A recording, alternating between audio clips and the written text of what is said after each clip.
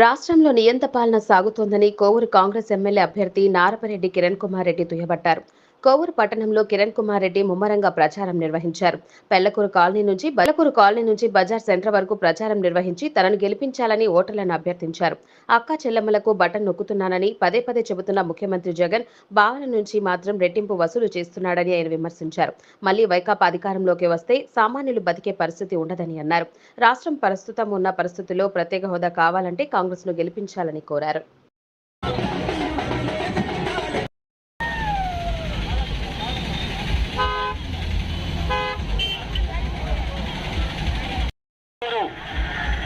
శాసనసభ నియోజకవర్గ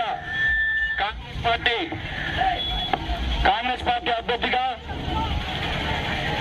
ఎన్నికల ప్రచారంలో భాగంగా కోవూరు టౌన్ లో ఈరోజు ఈ మండు టెండలో ప్రచారం నిర్వహిస్తున్నప్పటికీ నా కోసం ఎండని సైతం లెక్క చేయకుండా నడుస్తున్న అక్క చెల్లెమ్మలకు, ఇక్కడికి విచ్చేసినటువంటి రాజశేఖర రెడ్డి గారి అభిమానులకు, షర్మిలమ్మ గారి అభిమానులకు, అదేవిధంగా ఇండియా కూటమిలో భాగంగా మాతో కలిసి వస్తున్నటువంటి కమ్యూనిస్టు సోదరులకు, ఇక్కడికి విచ్చేసినటువంటి కోవూరు పట్టణ ప్రజలకు అందరికీ కూడా పేరు పేరున చేతులు జోడించి శిరస్సు వంచి నమస్కరిస్తున్నాను. ఈరోజు భారతదేశంలో కావచ్చు, ఆంధ్ర రాష్ట్రంలో కావచ్చు, ఒక నియంత పరిపాలన కొనసాగుతూ ఉంది. ఈ యొక్క ప్రజాస్వామ్యాన్ని బతికించాలి. ప్రశ్నించేవాడు లేకపోతే, ప్రజల పక్షాన నిలబడేటటువంటి మనిషి లేకపోతే ఆ ప్రభుత్వాలు నియంత్రణగా మారతాయని షర్మిలమ్మ గారు ఈరోజు కాంగ్రెస్ పార్టీ రథసారథిగా, రాజశేఖర రెడ్డి బిడ్డగా న్యాయం కోసం మన ముందుకు వచ్చింది. కాబట్టి కష్టాల్లో కన్నీళ్లు అండగా ఉండాల్సినటువంటి అన్న ఈరోజు బీజేపీతో చేతులు కలిపి సొంత చెల్లెల్ని పసుపు చీర కట్టుకునిందంటే చెప్తున్నా. ఈరోజు కోవూరు నియోజకవర్గ ప్రజలకు మీకు ముందుండేటటువంటి అభ్యర్థులను గమనించండి, ఆ పార్టీలను గమనించండి, ఆ పార్టీల్లో ఉండేటటువంటి వ్యక్తుల యొక్క వ్యక్తిత్వాన్ని గమనించండి, ఆలోచించి ఒక్కసారి ఓటు వేయమని చెప్తున్నాను. ఈ మాట ఎందుకు చెప్తున్నానంటే, ఓటు అనేది మీ చేతిలో ఉండేటటువంటి ఆయుధం. ఈరోజు మనం ఓటును సరైన వ్యక్తికి వేయకపోతే వాళ్ళు చేసేటటువంటి అరాచకాలకు అడ్డు అదుపు లేకుండా పోతుందని తెలియజేసుకుంటున్నాను. ఈరోజు కోవూరుకి సంబంధించి ఇక్కడ తెలుగుదేశం తరఫున వేమిరెడ్డి ప్రశాంత్ రెడ్డి గారు, అదేవిధంగా వైఎస్ఆర్ కాంగ్రెస్ పార్టీ తరఫున ప్రసన్న కుమార్ రెడ్డి గారు, కాంగ్రెస్ పార్టీ తరఫున రాజశేఖర రెడ్డి ముద్దు బిడ్డ షర్మిలమ్మ గారి ఆశీస్సులతో ఈరోజు కిరణ్ కుమార్ రెడ్డిగా నేను కోవూరు శాసనసభ నియోజకవర్గ అభ్యర్థిగా మీ ముందు నిలబడి మాట్లాడుతున్నాను.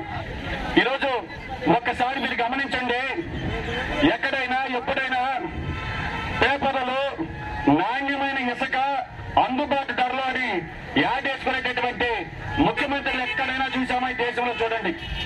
ఎందుకంటే ఎక్కడైనా ఇసుక నుంచి తైలం తీయించని మేము చిన్నప్పుడు చదువుకున్నాం. కానీ ఈరోజు జగన్మోహన్ రెడ్డి గారు ఇసుక నుంచి కూడా డబ్బులు పిండి చూపించగలిగేటటువంటి ఒకే ఒక ముఖ్యమంత్రి జగన్మోహన్ రెడ్డి గారిని తెలియజేస్తున్నాను.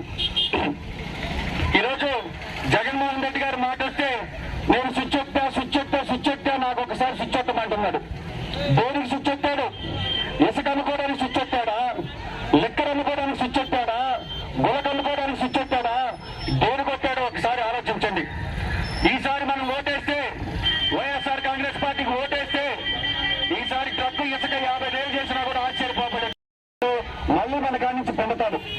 కాబట్టి సంక్షేమ పథకాలు వస్తున్నాయి, అక్క చెల్లెమ్మల అకౌంట్ లో నేను డబ్బులు వస్తున్నా అంటున్నాడు, మళ్ళీ బావ అకౌంట్ లోకి తీసుకుంటున్నాడు.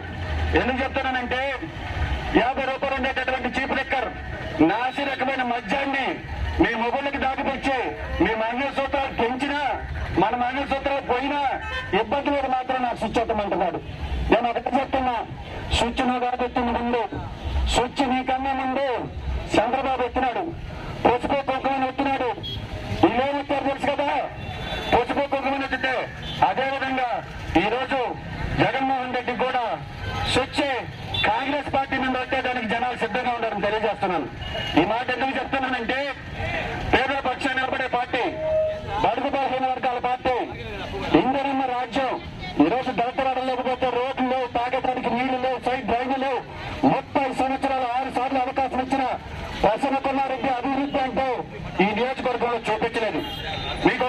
చెప్తున్న సోదరులారా, 6 సార్లు ఈ శాసనసభ నియోజకవర్గ అభ్యర్థిగా మీరు ప్రసన్న కుమార్ రెడ్డిని గెలిపిస్తే ఈ రోజు ఆయన ఓటు ఎక్కడుందో తెలుసా?